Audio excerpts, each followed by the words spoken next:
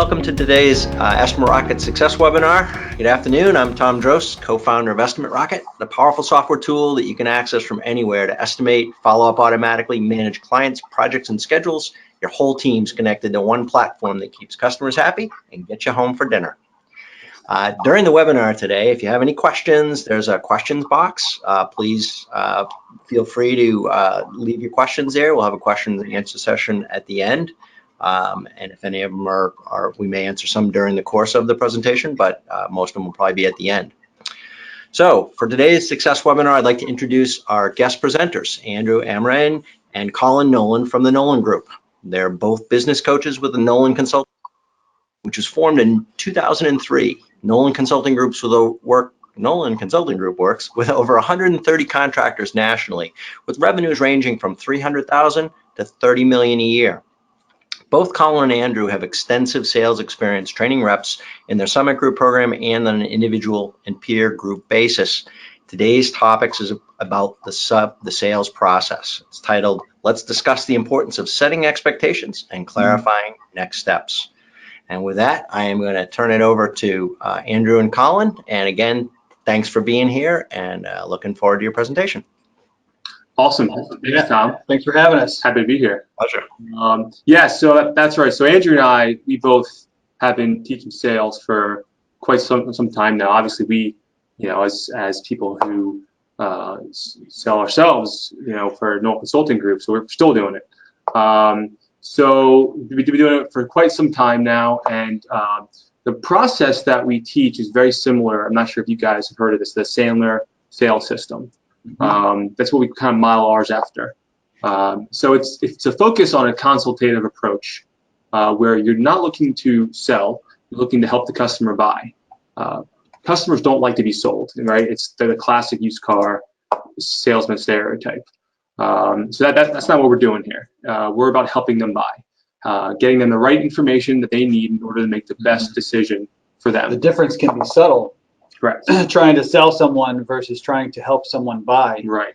The difference is subtle, but I think can be summed up in the form of asking questions. Totally. As opposed to making statements. So it's not a features and benefits selling, right? We don't use subcontractors. We're going to do 2 coats. We're going to take everything off. That's all great, right? That's really great features and benefits. That might be why you're priced higher than the competition, but maybe that's not why they're going to buy from you. Does the customer care? Right. Is that what they care about? What do they care about? Yeah.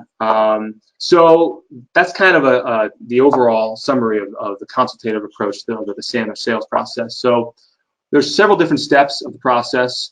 We're going to be focusing on 2 key steps from that process here today.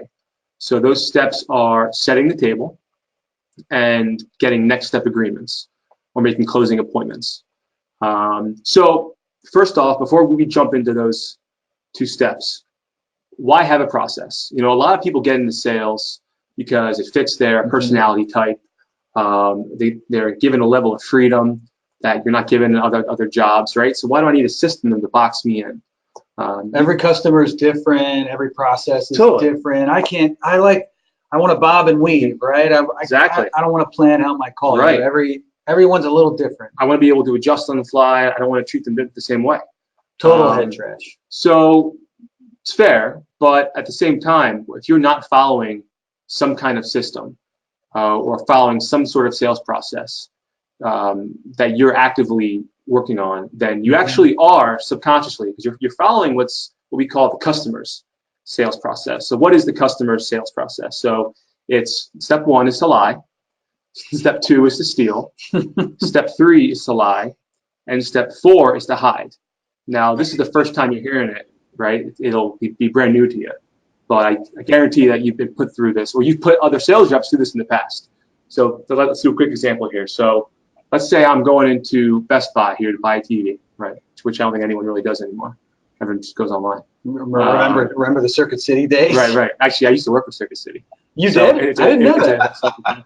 Nice. Yeah, I did it for like 3 months. So yeah, anyways. So I go in, I'm a customer. I'm looking to buy a new TV. Guy doesn't come on the lot unless he wants to buy, right? So I'm looking to buy. But I don't want to be sold. And the stereotype is this guy's going to try and sell me. So I walk in, I start looking at the TVs. So Andrew, if you're the sales rep, what's your first move here? Oh, hey, sir, how you doing? How can I help you today? You know, I'm okay. I'm just looking at some TVs here.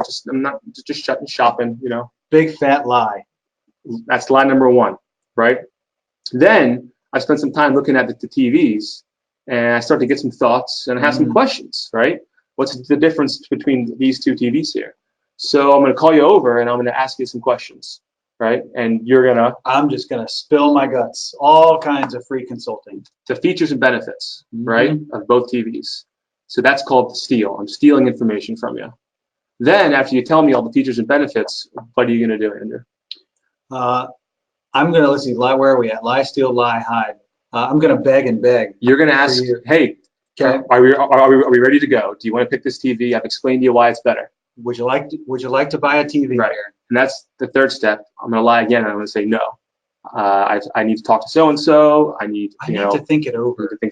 Right? How many times have we heard I'll think it over? And then I'm going to walk out the door. And that's hide, right? Now's the big part. Because now it doesn't matter if I were to have your phone number and call you. Right, it would just go to voicemail. I would just have to beg and beg and beg to get you back on the phone. So that's lie, steal, lie, hide. And I guarantee you, everyone who's listening to this has put sales reps through that process before. The first time someone, there aren't that many door-to-door salesmen anymore, but when someone knocks on the door and mom from the kitchen yells, "Tell them I'm not here," all of a sudden it becomes okay to lie to sales. As long as it's a salesperson, we can lie to them, right? Because we're afraid they have a secret agenda, right? Which we'll get to in a minute. We're talking a lot about agendas here. So that's the customer system, right? So we need to get the customer off of their system and onto our system, right? Whatever system that you want to use, you need to use a system, okay? It's important to remember a couple things here. Why is that fair? Well, they asked you to come on the estimate, okay? You don't owe them anything. It's a two-way street. You have all the power at this point, right? They're looking for your price. Up until you give them the price, you have all the power, okay? So it's a two-way street. You need to use your system. So there's 5 primary things that a sales rep is responsible for, right? Qualifying, number one. Regardless of there are lots of sales systems out there. Correct, totally. But generally speaking, all of them hit these 5 things. These 5 things, right? So the first is qualifying your suspects into prospects, right? Is this someone that I can do business with? Not everybody deserves a bid call. Are we right? Are we pre-qualifying the right way? Right. Number 2, identifying needs, pain in parentheses. If anyone's familiar with the Sandler sales system, they talk a lot about pain. What pain have they experienced in the past? What actually matters to them? Then number 3, confirming that the customer has the money and wants to part with it. Are they just window shopping, or are they a serious customer here? Or do they value either this particular trade or service? Just because there's a Mercedes in the driveway doesn't necessarily mean they value quality craftsmanship. They may in fact hire their college roommate to paint because it's just not something they value. So maybe they have the money, but do they want to part with it? Right. Number 4, do they have the ability to make the decision, right? Are all the decision makers present, or can the person you're speaking with be an influencer, right? And influence the decision. And then number 5, matching your product to the customer's need, the consultative sales approach, right? Here's what you need. Here's what I'm able to offer you that fits those needs, okay? And that includes dealing with objections, which I'll just, let's get into the objections for a second here. Objections are the start of the sale, right? Yeah. That is when the work begins. Everything up to that point is gravy, okay? So we should be expecting them. Yeah, I get pushback on this sometimes, but in my own mind, when I'm selling, everything up to the price objection, I think of as marketing. It's good marketing. I'm creating an eager want in the customer, but the real selling or helping them buy doesn't start until objections. And that now my job has actually begun. If you don't overcome objections, you're just an order taker, right? One note, I think when we talk about the bobbing and weaving that sales reps love to do, and we don't like to have plans, we like to shoot from the hip, so to speak. I think the audience as you're hearing this, we just outlined a 5-step process for sales. So there are an infinite number of behaviors or ways that you can go about discovering those 5 things, and we'll talk about 2 specifically today. So by no means does a process handicap you. Your process is a checklist of things that you need to achieve during the call, and there's an infinite number of ways you can go about it. Right, exactly. So again, those are the 5 primary things, right? So before we get into the next two steps here, the first thing we got to cover is, are you really okay with no? Right? It's one thing to just say you're okay with no, but you need to really internalize that. If you still feel pain or a gut punch when you get told, when somebody tells you no, then we have other issues to deal with first, okay? Part of being a sales rep, right? If you have a goal of 50% close rate or 60% close rate, whatever it is, that means you need to get 50% no's or 40% no's, right? When we talk about closing and getting a close is just short for closure, getting a finite decision, right? Moving on, right? So we're all about getting closure. We're about avoiding the stack of X files, the open bids, and we're about getting closure and moving on, helping the customer buy and moving on, right? You deserve an answer on every single bid you go on. You worked hard. You put in the time with the bond and rapport. You asked about the past experience. You found their pain. You deserve an answer. Get the answer. All right. And in fact, you've gone about a process that isn't manipulative or isn't salesy in good faith. What people perceive. Yeah, good faith. And out of that, why wouldn't they give you an answer? Right. So the pain of not knowing, I call it the X files. Everybody's got the stack of X files on their desk. It's the stack of bids that you have no clue where they stand. And the pain of not knowing has to be greater than the pain of a no. And don't get us wrong, hearing no stinks. But I think, as you can see, if you follow the 5 responsibilities that a sales rep has, there are going to be people that don't fit your service. So it's not about yes or no. Getting a win is great, but getting to closure, yes or no, and it's got to be just horribly painful to be in that place where you're in the hallway and I have no clue where these bids stand. So our job is to put the customer at ease so that they feel comfortable enough telling us no and not hiding, right? So it's all about closing, getting the yes or the no. And what we say here is, if you're having trouble closing, you're having trouble opening. There's something you're doing wrong earlier on in the process. That's not letting your customer feel okay. You're okay, I'm okay. Getting that comfortability factor so they can be honest with you. So the first step here that we're going to be talking about is setting the table, setting the customer up to be honest with you. And it's the first real step for showing them, hey, this is not going to be the traditional kind of sales process that you've been through. We're going to do this a different way. So with that, Andrew's going to take us into setting the table here. All right. So when we do sales training, so over the last 15 years, having done at least 2 or 3 boot camps a year on sales and covering these 5 principal things that we talk about, by far we hear over and over again that the setting the table portion is the best place to start. I think there's a couple reasons why. Number one, I like to say compliments don't pay my mortgage. How many of you are getting paid in compliments right now? There's like this game being played between you and the customer, and you leave the appointment thinking, they called. I'm going to get this one. They loved me. They loved me. Call. I mean, and 3 weeks later, you still can't find them, or you're calling them, and you realize that you've been paid in compliments. Oh, you're so great. Well, you send us that bid. Just wow, call. You're very detailed. Just send us that bid. We can't wait to look it over. Lie. Right. Lie. So we're getting paid in compliments, and I actually there's a blog on our website called "Compliments Don't Pay My Mortgage," and they don't. I have a mortgage to pay. If we're going to do business, great. If we're not, I want to move on. We can part as friends. So we need to start the process off on a win-win footing. Both of us get to win here. Whether I get the sale or not, we can openly communicate. And I think, too, the second reason why, if if you're not clarifying what needs to happen here, then the sales appointment can go any which way direction. And I've been on estimates, certainly selling now and in the past, selling that the customer dominated the appointment and it just went everywhere. So every meeting needs an agenda. So setting the table is about, oops. Tom, can you still hear us? We might be having a technology issue on our end. I can definitely hear you.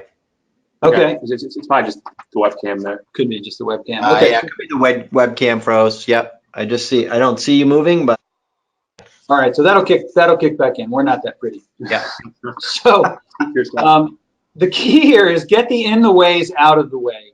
Confirm that the customer is able to do what you want. So setting the table properly includes 5 things. Number 1, thank you for inviting me in. Remind the customer that they invited you to be here.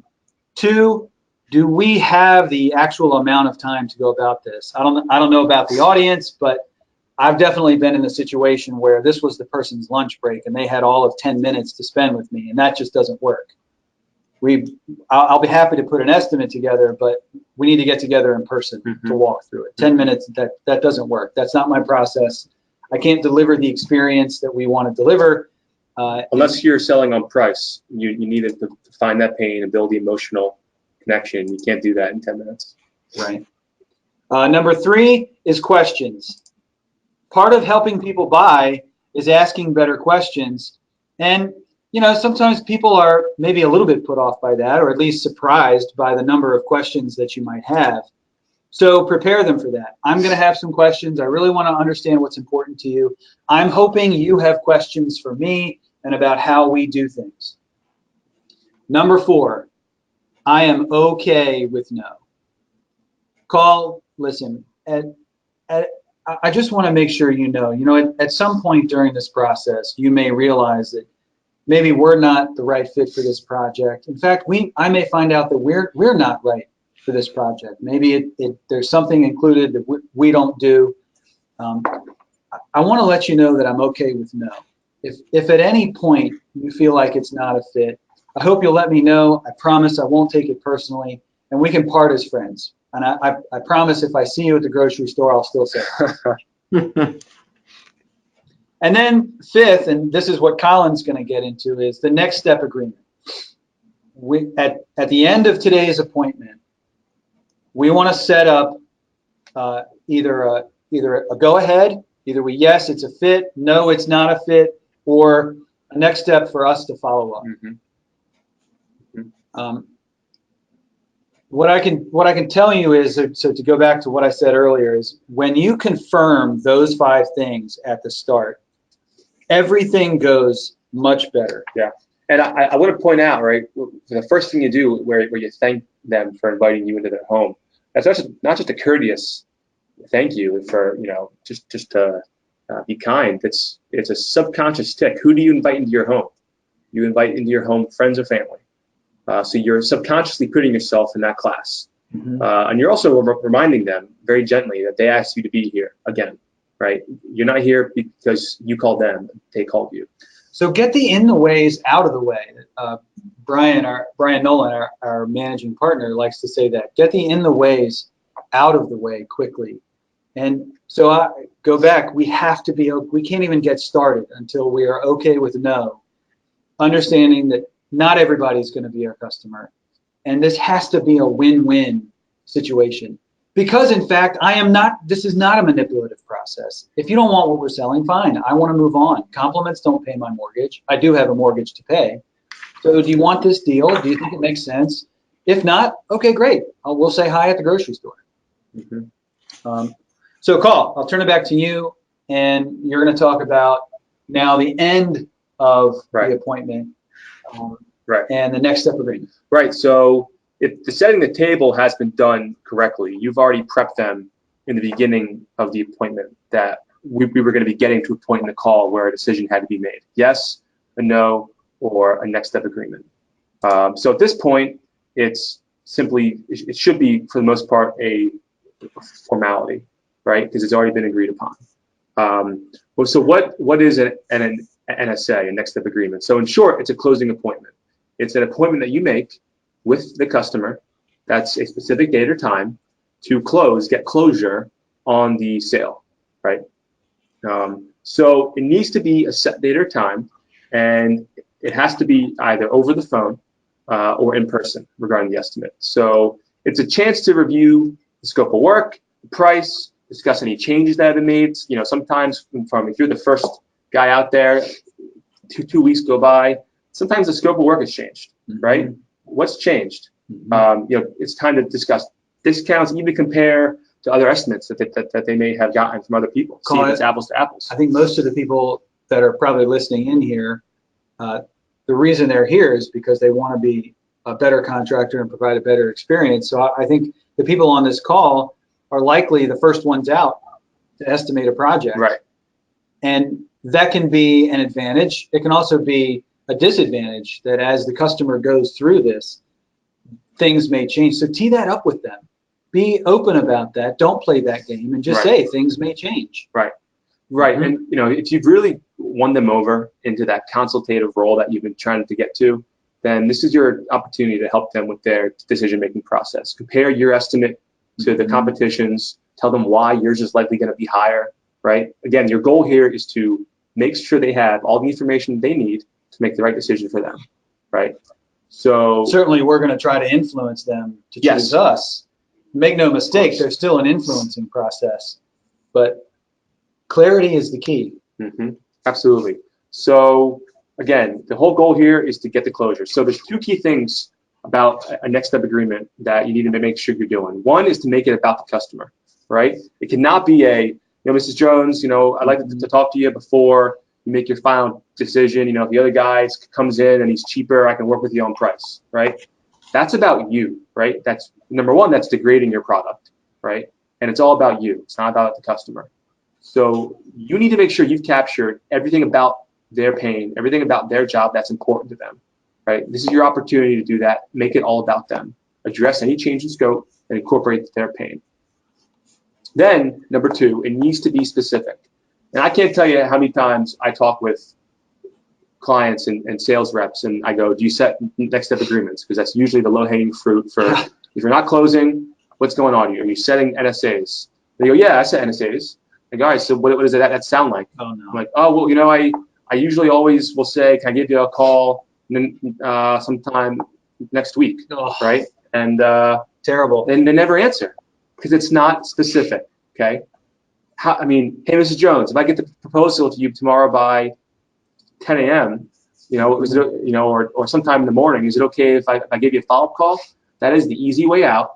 It's how you end up in answering machine land, this magical place called answering machine land, where all of the work you put in, that's where it's going to lead you. Somewhere it goes and it stays, and those messages are somewhere. Or who knows if the customer got it? Right. So it's the island of misfit toys, island of misfit messages. So how come it has to be specific, right? Because you need them to honor it. It needs to be something that both parties honor.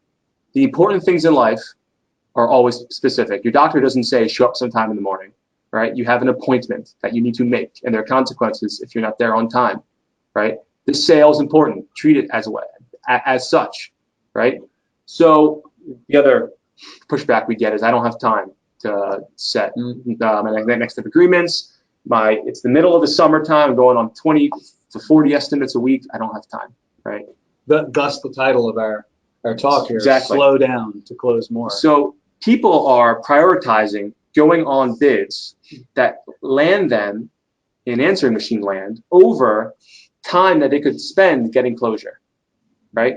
There is, simply put, there's no excuse not to set specific next step agreements. None. That is, if you're not doing this right now, it is the one easy thing you can do, right? And when it comes to time management, put it right in your calendar and schedule it for when you're driving in between estimates. Make it work for you. Yeah, I got to tell you, we see a lot as we see sales reps develop and get better and better at this and get better and better at controlling their calendar.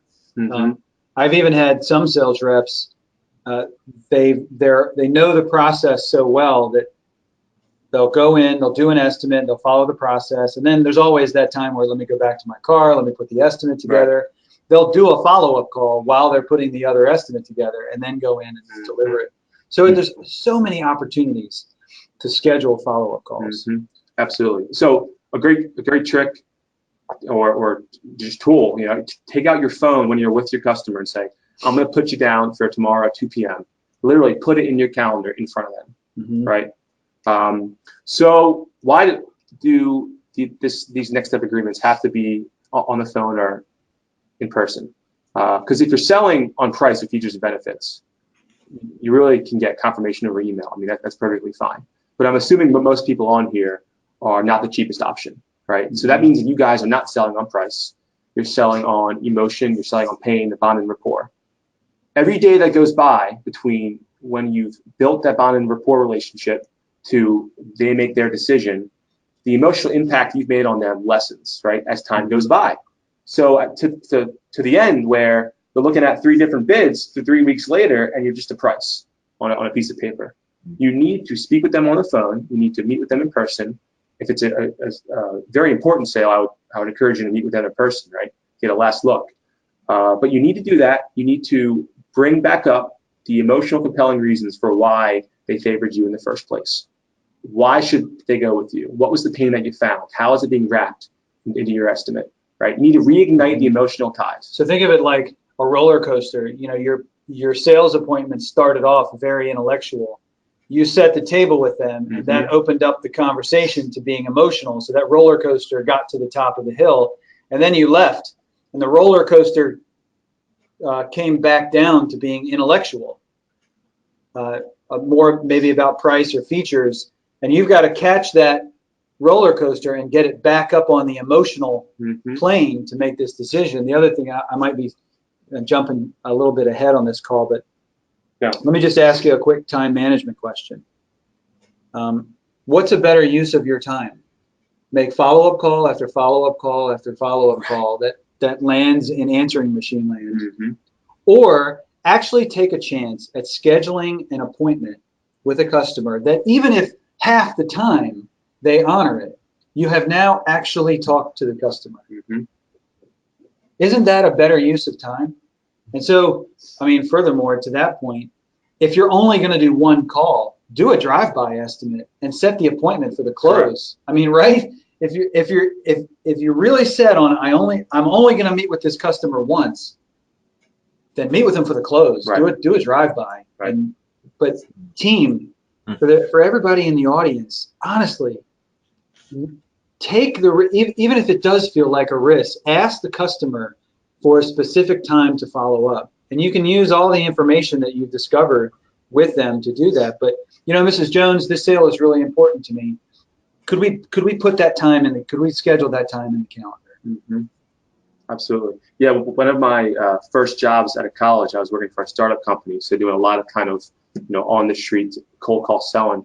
And one of the things that my boss said to me, it wasn't not an awesome boss, but one of the things that he did say that I really loved was, you can't milk a cow over email, right? Serious things that need to get done in person or over the phone. The urgency needs to happen, right? So a small bid under $2,000, try to close it on the spot. Correct. I'd love to get you on the calendar today. Could we? It sounds like we're within your budget. Can we get you on the calendar?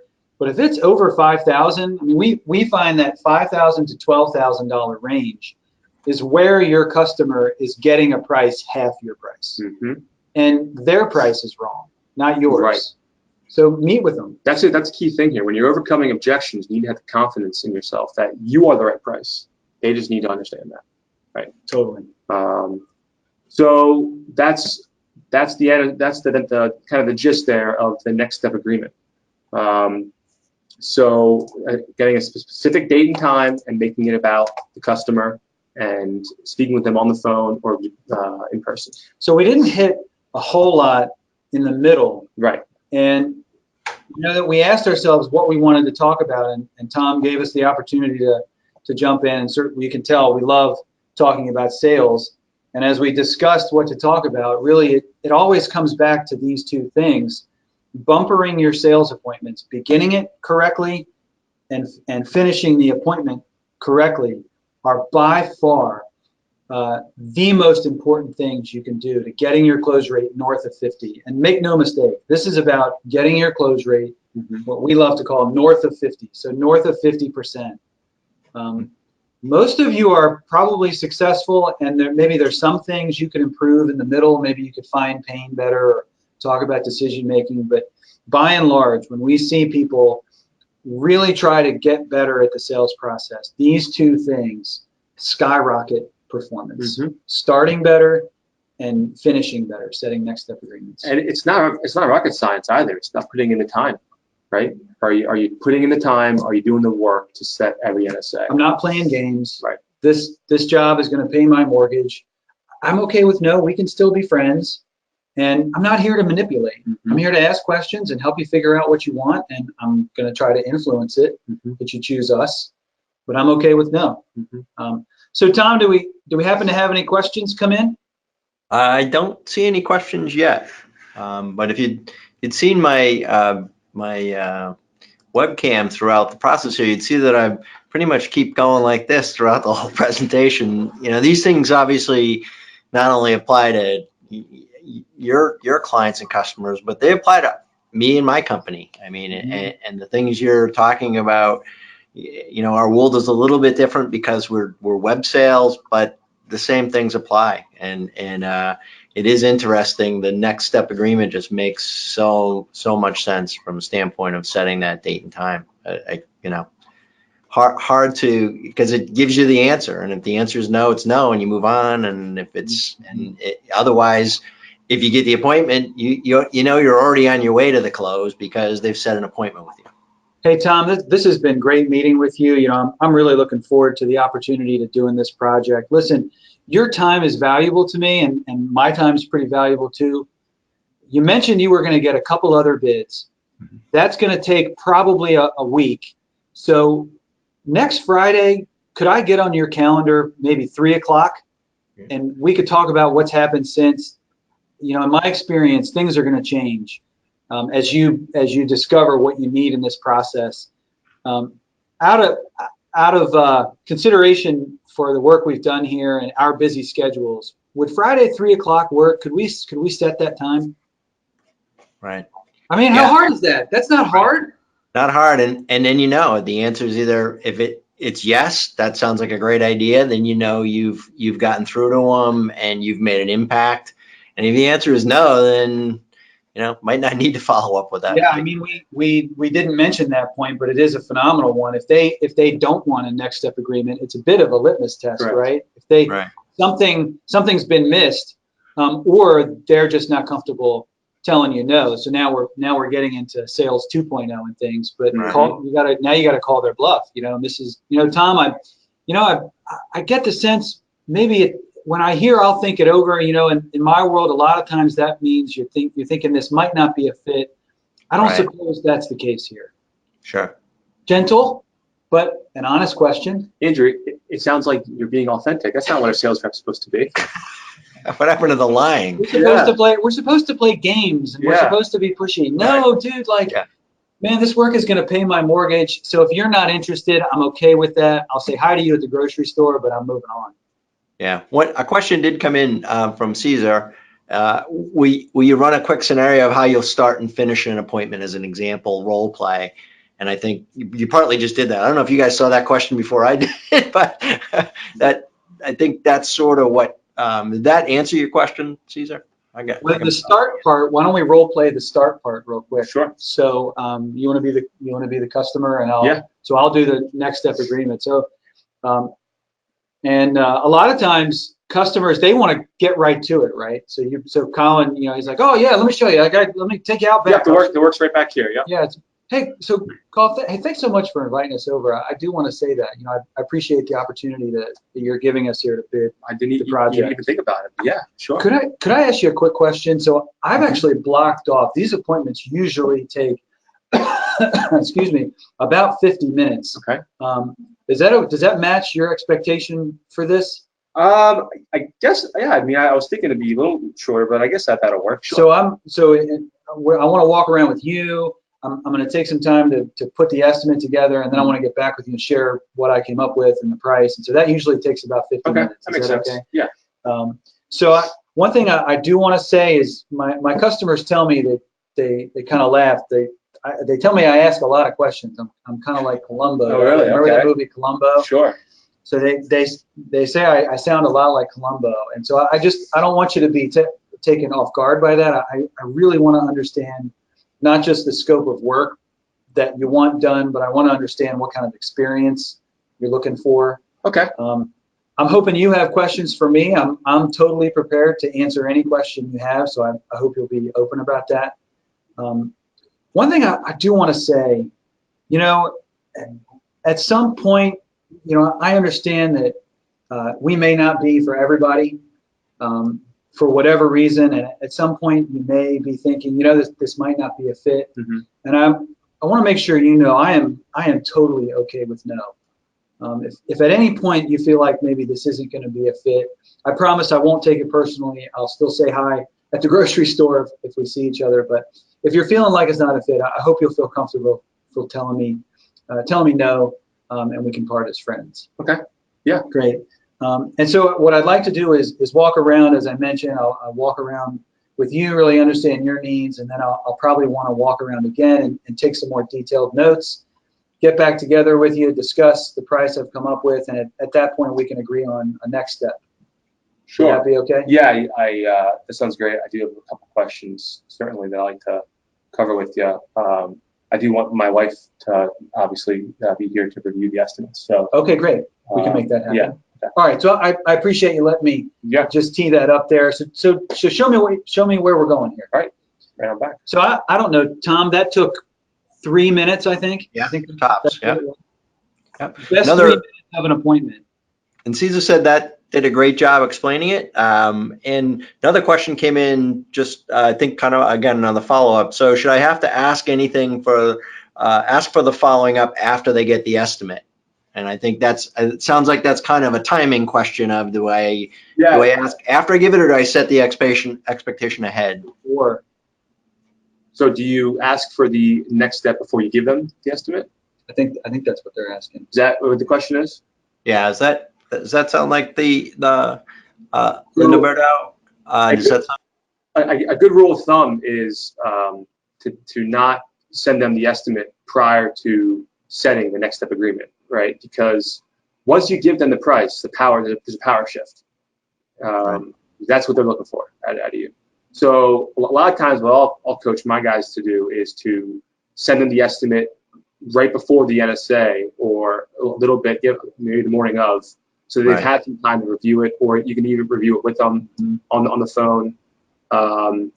But yeah, so I would always try and set the NSA prior. Yeah, before you leave. Now, some of you, using EstimateRocket, you can come up with the price right there on the spot. Sure. So Yeah. Before you send that estimate, you're giving away your cookies. Don't spill your candy in the lobby. Get that next step agreement. Create bond and report. That's getting a next step agreement is part of closure. Is understanding where I stand in this process. And if they're willing to set a next step agreement with me, okay, I've hit all the check boxes. I found their pain. We discussed their decision. If I can't get a next step agreement, something's wrong, and I need to call that.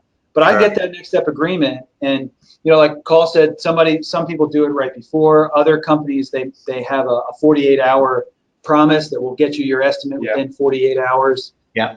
I get that next step agreement. And it shouldn't be a huge surprise either when you send them. So you should have already talked about the budget and come up with some sort of ballpark price, right? Well, yeah, that's true too. That's obviously a large part of the process for not hitting here is talking money. But before giving them the exact quote, how much more time do we have? We got more steps we want to talk about. Yeah, at least 15 more minutes. We're going to keep them here all afternoon. That's it. So I think the short answer is, you should ask for the follow-up appointment, but before you present the estimate to them, because then at that point you've given up your leverage. Yeah. And I've even had people that really embrace this have left, realized that they forgot the next step agreement. One guy in Knoxville, turn around, knock on the door, and say, "Mrs. Jones, I'm really embarrassed, but I forgot to get a next step with you. They literally turned around, knocked on the door, because it works. If you're these two steps, I have to say, are the biggest return on investment in implementing a better sales process. Sure. Yeah, and the majority of people are not doing that. It's one of those, one of those seemingly simple things that you can do that by itself sets you apart from everybody else. Yeah, no, as many books are written and continue to be written about sales, people, they're not implementing it. So be the only person that's estimating that's actually doing a good sales process. Right. Yeah, I stand up and say, yeah, you do some things and you're like, well, why aren't I doing that other thing that's, going to get me that next notch up? And, and to that point, if you're 80% successful at it, Right. If I'm a sales manager, am I asking for 100%? Maybe, but if my team is 80 or 90% successful, every step they do it, Right. and they do it 80 or 90% of the time. We're killing it. If you're following the process, and it just gets busy. We're human. We forget. Things get busy. Mm-hmm. Sure. But if you're 80 to 90% successful at these things, you're going to be wildly successful at close rates. Sure. And north of 50. Make no mistake, it's about getting to north of 50. Right. Yep. Linda Berger responded that, thank you. Really bad following the steps, but really want to learn more to improve. So thank you for the honesty. I appreciate that. Right. Right. Any more questions? One of the things that came up early on when you started talking is, even just having your set of steps in the process is like, if you have that little checklist, you go in on the appointment, you're not going to forget when you walk out of the appointment. You're going to have covered, even if you cover 4 out of the 5, if you're good with no list, you're going to be lucky if you get 1 or 2. So, well, on that note, let me ad lib a little bit here, and I'll throw our notes up on the screen just so everybody can see it. Those 5 steps, the best processes are universal, so to a certain extent. But sure, the 5 sales steps, and you could add a 6th, which would be post sell. But here are the things that you've got to accomplish on any appointment. Qualify suspects into prospects, that they actually need what you want. So if you walk up and there's 6 cats, every cat past 6 is an exponential chance you're not getting this job. Right. With all deference to cat lovers, sorry. Sure. Couple more questions have come in. Do you have any suggestions for how to logically coordinate? Keeping track. What systems to use to keep track of the appointments? I have a suggestion for that one. EstimateRocket's a great tool for that. There are other subjects. Yeah, and using your estimating system as your CRM and appointment calendar. Yeah. At the very least. At the very least, plug it into your Google Calendar with the person's contact information, and set a notification alarm for 5 minutes before that block to have a notification come up on your phone. Just hit the person's number and call them. I know Grant, as an EstimateRocket user, one of the things people don't often know, and I have to find a way to make this easier to identify, but there's a reassign button on the project page, and that reassignment button lets you leave notes, and it also lets you set a date. That date is the date it's going to show up on your dashboard again. So that reassign is really handy. So especially after an appointment or after you sent the estimate, you can set that date in that dialogue that comes up to when you want to be reminded that you need to take, to call out again. And then automated follow-ups are another tool where you can have the automated follow-ups not just go to the client. You can have automated follow-ups go to yourself to say, hey, time to call this person with the phone number or whatnot.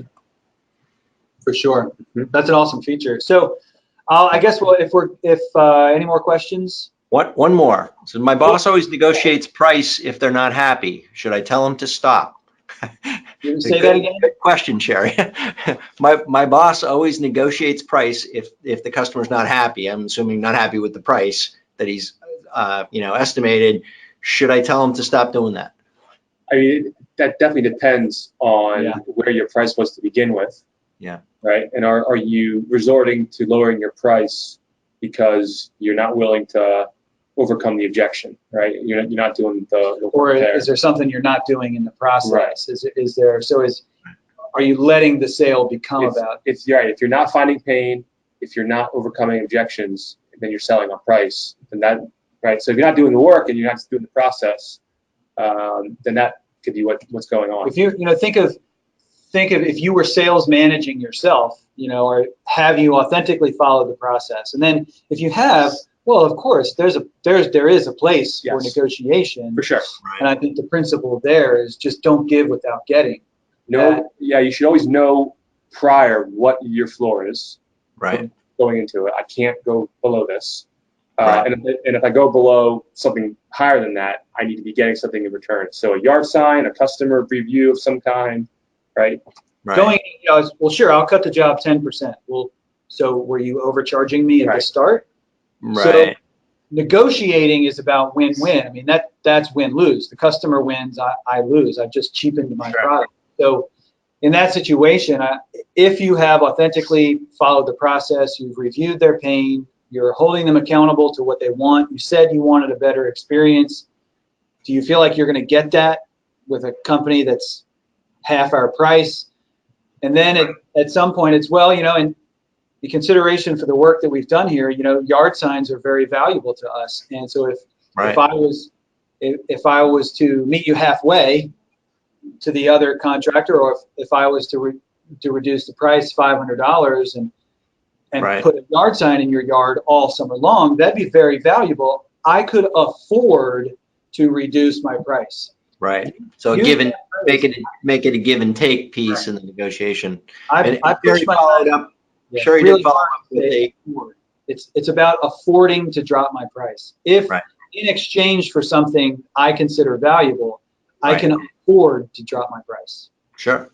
And Sherry did follow up with, because of that the reason he's negotiating is because of competition and doesn't want to lose the job. We're high priced, but we do great work. So I think that gets back to your thought process about that's really the time. That's also the time you've got to sell who you are. And, you're right. I know we're higher priced than the other guy, and you got to have your shtick for why you're higher priced and why you're worth it. That's another part. Yeah, I mean, that's the overcoming objections portion. Maybe that in a future date we'll come back and do that. But I would, even in that process where you're dealing with an objections, you have to go back to something you said earlier, and we come back to regularly. If you're having trouble closing, the first thing is you're having trouble opening. So go back to setting the table and differentiating yourself that way. Start there. Yeah. And the one last question, can you give some tips on how to sell yourself without being the lowest bidder? Well, yeah, follow a sales process. Right. So believe that it's not about price. So think about it this way, and I get pushback on this sometimes too. The price differential is represented by some feature or benefit. Right. So if the customer isn't willing to pay the price, it is never about money. Now, I know this is sort of like that whole Obi-Wan Kenobi thing from a certain point of view. Anakin killed Darth Vader from a certain point of view, right?